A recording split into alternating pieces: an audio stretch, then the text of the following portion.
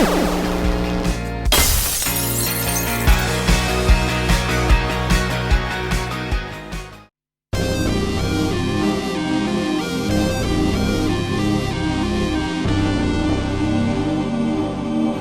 it's Gadget UK here again. As you can see, this time we're looking at something a little bit different. This is one of these GBS-8220 upscalers. So basically what you do is you feed in like a composite, or well, not composite, but an RGB signal from one of your retro consoles, like I don't know, PS1, PS2, Spectrum, or some, you know, even a C64 or something like that. In this case, I'm going to be using this with the Atari ST. Using this connector here, goes into that socket there. You've got 3 resistors there for the RGB lines, so you can control the levels of those as well. But in order to get this working on the Atari ST, and I guess it's worth mentioning, it outputs VGA. That's how the upscaling works. You know, you put an RGB signal in, you know, a standard definition, and it'll output a higher definition. You know, I think the default's like 644/8T, but it'll do like 800 by 600 and 1024 by 768, etc. Yeah, in order for this to work with the Atari ST, you need some sort of you need a circuit for combining your H sync and your V sync. So you can see I just prototyped quickly here a little circuit, and that's all that's happening. I think the orange is like the V sync and the yellow is the H sync, and they're going into 2 of the gates on this chip, and the output is this grey lead, which goes into, I think it's the S pin on here, which is combined sync. Yeah, that's right, it's the grey one. Let me just check that actually. Let's just line this up here. Yeah, so it's 4th from the end, which on that you might not be able to see this because of the reflection from this case. It's you've got R, G, B and S, so sync. Yeah, so that's exactly what we're doing here, and I think it's a 7.4 HCT00 we're using here to merge these signals together. And I've tested this and it works. It takes a bit of tinkering with the adjustments, the menu. You've got like an on-screen display. You can use these buttons here to navigate the menus and things and choose your options. Not sure whether it saves them. That could be a bit of a pain in the backside, but it's quite a nice little board, this. And they don't come with this case. This case I bought from a place in Germany. I'll put a link down below in the description where you can buy these from. I think it was about £16 or £17, so it's not cheap, but it's fairly well made. And I say fairly well made because you might notice here that there's no screw in this position here, and I don't know how well this is you're going to be able to see this, but the board, try and get it totally aligned properly. Like you can see the screw holes go through the corner of the board. You'd have to, for me to fit this properly, I'd have to chip off, you know, saw off or file down the corner of that board there. So yeah, it's got 3 screws, bit of a pain really. It looks just slightly misaligned. I don't know how well that's coming out here, like they've not cut the holes properly. So yeah, bear that in mind. I'm not best pleased, to be honest. I think it's nice the bit that, you know, they can do these and they sell the actual this clear acrylic separately as a kit, because they do like their own kits, you know, that comprise of the acrylic part of the board, and this, inside they've, you know, put a little scan line generator, etc, etc. But you can make a scan line generator yourself easily anyway. So and they're quite expensive, the kits they do with the whole lot, the board and everything, and the scan line generator, you know, the 2-3 times the cost at least of what it would cost you to get one of these boards separately. And I got this board from AliExpress, and it worked out about £12 or £15 or something. It's pretty cheap. This is actually the second one of these I got. The first one I got, it was the cheapest seller on AliExpress at the time, and I'll probably show you towards the end of this video, but the quad flat pack here is just destroyed. Many of the pins have just been sheared off from the chip edge, solder points lifted. I don't know what's happened. It looks like it's had some major impact in transit or something, and the DC jack was shattered, along with a couple of other things that were bent off the board. All the sockets were bent up, so no idea what happened with that. I managed to get almost a full refund, so I was quite happy with the small amount that I didn't get back, just to keep it for spares, because there are quite a lot of things on there that I could actually use moving forward. But yeah, so what I'm going to do with this, as I say, this is the end of my ST lead, ST cable. One end's got the, you know, the connection there that goes to your ST. Obviously I've not got the housing and stuff on that at the moment. And then the other end is going to be this. So I mean, as you can see, it's quite long at the moment, where it joins the wire with my little fudge fix here just to test it. So what I'm going to do is join it up with some heat shrink tubing, I think. Encapsulate all of this in some heat shrink tubing, just for a short distance like that there. Cut it, join it with heat shrink to this, so that it's all just, you know, it's pretty much right down to here, it's heat shrunk, basically. And then with regards to this component here, what I'm going to do, if you look at this, try and get this aligned, hang on, it's not in the right place now.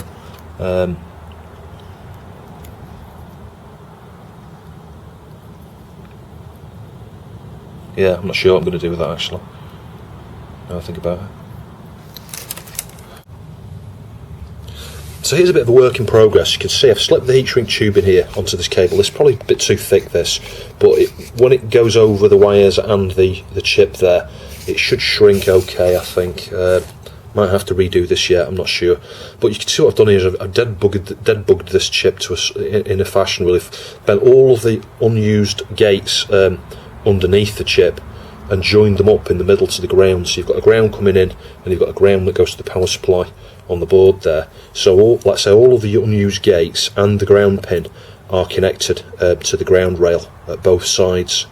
So that's the first part, and then on the other side I've connected the 5 volts to the the VCC, and then the only other thing we're interested in here, sorry it's going out of focus a little bit, isn't it, are these three pins on the top, pins 1, 2 and 3 here, which are input, output. So I just need to join up the H sync and the V sync, which are my orange and yellow wires, to the 2 inputs. Come on, sync, focus again, focus, there we go. Yeah, to the pins 1 and 2, I need to join the orange and the yellow wires, those, and then the 3rd pin is going to connect to the grey, which is the sync pin coming from here, going to this connector to the board, and then I can join up the red, green, blue, and the ground. I think the ground will need an additional ground. I'll join the ground onto there as well, and then I can start to slide this heat shrink tubing up over the whole lot and shrink both parts of this, and hopefully we should end up with just these 2 wires here with coming out to my board. So final stage now, just slide the heat shrink over this. You can see we've got this dead bug thing with the wires isolated on the red, green, blue here with some heat shrink tubing. It will all straighten up and go in line, and the heat shrink tubing here is wide enough to accommodate this, so it's going to be pretty tight in there, but the net result at the end of this should be relatively tidy. So I'll have a go at doing that now, just to get these all nice and aligned, and then slide this over. So there we go, there's the end result. It's not perfect because it is just slightly bigger than it needs to be, but it's held because of the how tight it is around this area here, so it's not going to move, everything's isolated, so that's nice. Now I should be able to just plug that into the board there, and then plug the other end into the ST, connect the power, and I should get VGA out. Right, so here we go, the ST's connected to the LCD now. Hopefully you should see, I've played with the settings. I might just show you these briefly in the menu here so you can see what I've done. Oh, hang on, my hard disk's not switched on. You notice the screen stays on there even after you switched it off, it's just buffered. One thing I've noticed with this, sometimes you might get some interference down the bottom of the screen here, just like a little bar at the bottom, and if you just switch it off and on again it disappears, so that's useful to know. There's no sound because I'm running the sound through the headphones actually, so I get stereo and what have you for the MIDI and the YM. So I'm trying to think what to show you here. Let's just load a couple of games. Let's load Bionic Commando first to show you what that looks like. You can see, I don't know how well this is you're going to be able to see this. If I zoom in you might be able to see how good the picture is there. Just move the camera a little bit. It's not too bad, it's not perfect. One thing you will notice, I'll just see if I can demonstrate it here. Sorry, I know the camera's wobbling an awful lot. See if I can keep it stable. Just watch the cursor. I'm not sure how well this is going to display on here. There's like a bit of ghosting. Don't know if you can see it there. Might be easier if I just put it back on the tripod. If you just watch, I'll just move it to the bottom corner here. Hopefully you can see this. I don't know how well you're going to be able to see that. You just get like a tiny bit of ghosting on the cursor. You don't notice it in games and things, it just seems to be on the desktop. It's very weird. Very curious as to why that happens, I'm not really sure. But anyway, if we just load a game up now, Applied Binary Commando. And you can see just how clear this is. It's superb, it really is. The colour's not coming out very well on the viewfinder here, but the colours really are absolutely exceptional. That's probably a better view actually, because of the angle you've got to be at to see this LCD. But look at that, look at the definition. It's mega sharp, it really is, and mega clear. You know, and it's a clean picture. I've got no blinds or banding or any of that sort of stuff. But that's not the case when you first set one of these up. Just see if we can start that. Hang on a sec. There we go, started the game. Yeah, look at that, that's sweet. Really, really pleased with the results on this. I really am. Superb. I'll just move back to the desktop. I'll just show you a few other games and things. And then I'll show you the menu.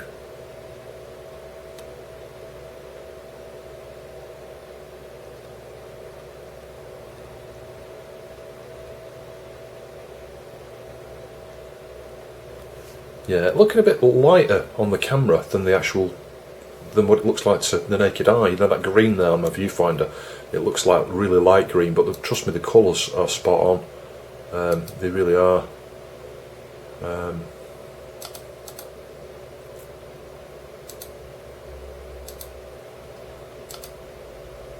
Just trying to find something to try. I know, let's try, what's it called, Bomb Jack. Bomb Jack's a good one to test, because on a normal composite out it looks absolutely awful. Failing to double click there. Yeah, sweet. It perhaps just needs moving across a little bit to the left, and you can see we've got a slightly thinner black line on the right than on the left hand side there. But hopefully, you know, you can see all the individual pixels. If you know, there's total stability there, and every single one of the pixels just as they would be if you were to view this in an emulator. So the picture is just absolutely fantastic. It seriously is. I'm really, really, really pleased with the results. Yeah, so I have just reaching down for the joystick. So hopefully you can see. You know, if I just zoom in on some of this, so you can see up close. Just look at the level of detail on the individual pixels and things on the tops of those bombs there. It's fantastic, and it's very, very stable. And it works in medium res and low res. I haven't tried high res. You'd have to fool the ST into thinking it's connected to a high res display. I don't know whether it would work in high res. It might do. I might try that at some point. But yeah, it's certainly working, and it's working better than expected. I'll just show you now the menus and the adjustments I had to make to the settings on this. So I'll go into the menu here. I just press I forget which button it is now. I think it's, no, it's not. That changes channel. Oh, let's go back to the other channel. Yeah, you can see that flickering I was talking about just down there. I don't know how well that's showing up. That disappears, like I say, after you've. Sometimes you can do it just by switching the channel back again. If I just switch it again now, it might disappear. There you go. You see it's gone. The button to get in the menu is the right hand button. And if we go up to picture, I'll show you how that's set. So defaults there, apart from brightness, I've got that on 9 to make it really pixel perfect, so you can see the pixels rather than it being blurry. I prefer that. Some people might want a CRT type effect, which you can get by putting the brightness down to the sharpness down to about 1. If I go back there, the geometry is what you need to change on this, and the language as well, because I think it's default. They probably display in Chinese or Japanese or something. But you notice I've got the H position as. Well, let's just see if I can adjust that actually. Let's go back into the H position. Yeah, I shifted it 2 across then, didn't I? 19, 20, 18. That's. I'm trying to think. Let's just refresh it back to the desktop so I can see the desktop. Yeah, just needs moving across a bit, doesn't it? So if I go back in there, back to geometry, 8 position. Yeah, it just moves moving across a bit. So in fact, that's not adjusting it, is it? I'll put it back to what I had it on 19. 19 is a good setting. the main ones I've had to adjust here is those two clamp settings at the bottom there. What's that set? Clamp ST set to 100.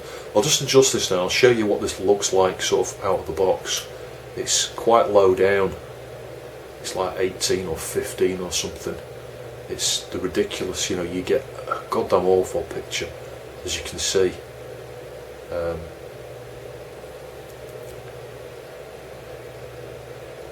At least I think it was. I'm starting to wonder if it was now. It was the other one. Oh, there you go.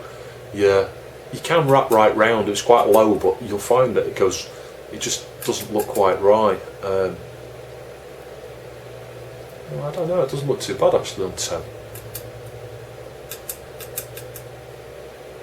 Anyway, yeah, does that wrap right round? Let's just see if we can go past 0. It goes back to 100. Yeah, I'll leave that one on 100. So that's what you want to set that clamp ST to. I'm not sure what the ST stands for. And then you've got clamp SP. So we go into there. Now this is wildly different. I set this to 12. It might be quite large, this default, might be around 100 or 80.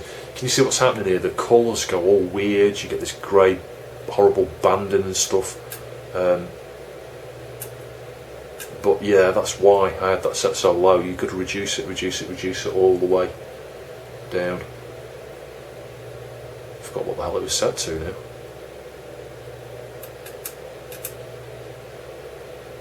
I think.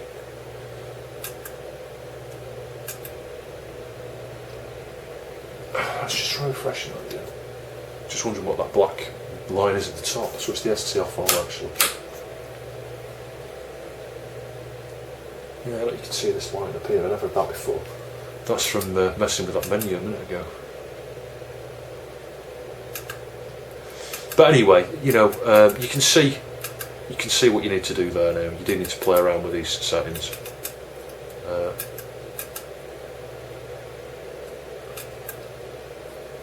just go back to there again. Yeah, there you go. That's that black line. You notice it pops off there just as you reduce it a bit. So 15 seems okay, I think. So we'll just give that a try. And it's interesting how you get this little black thing down here, but let's say typically after you've switched it off and on, it's still there a bit actually. Maybe it needs to go lower. Was that 10 or 5? I can't remember what I had that set to there. But ultimately you can get it, as you've seen, you can get it to look perfect. So I'll switch to the channels again. Oh, it's gone now just from changing channels. So there we go.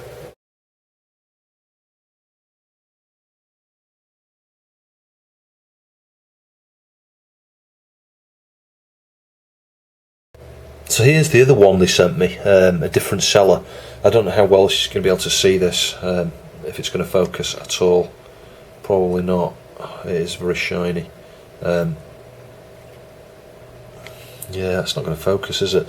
The pins, you know, you can see there's a pin broken off down there. Can you see there's a gap? It's just sheared off the chip. Now I did solder these back down because they were all completely lifted off, and it's the same thing all around. They were lifted off. This track's broken. This pin snapped off.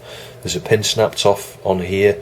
So it was absolutely knackered. There was no way this is ever going to work. You can see smashed socket here.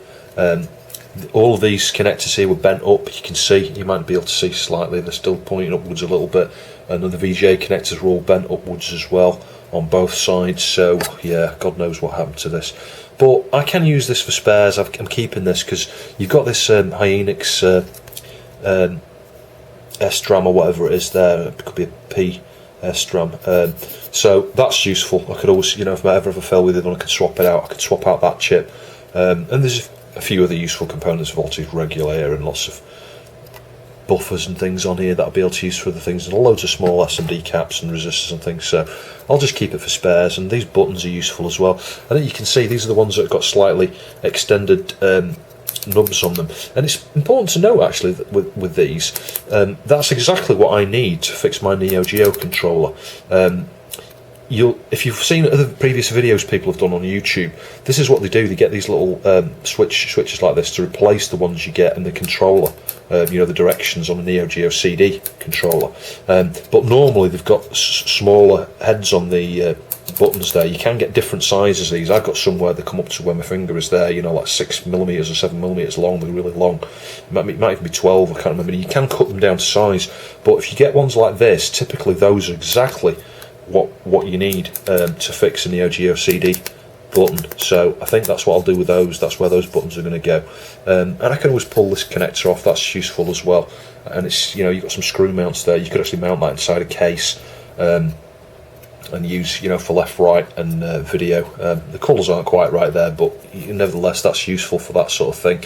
And these VGA connectors are always useful as well. And there's a couple of pots on here as well. I don't know what they are, 10K or something.